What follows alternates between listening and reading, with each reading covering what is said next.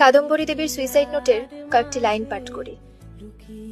ঠাকুরপো, আর প্রায় কিছুই দেখতে পাচ্ছি না, তবুও লিখে গেলাম, আমার মৃত্যুর জন্য কেউ দায়ী নয়।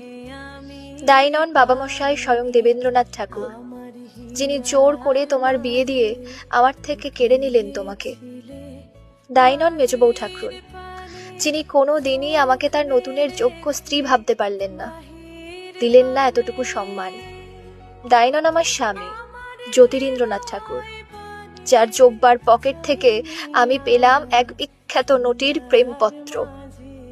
দায়ী নাও তুমিও রবি, তোমার জীবনে শুরু হলো নতুন খেলা।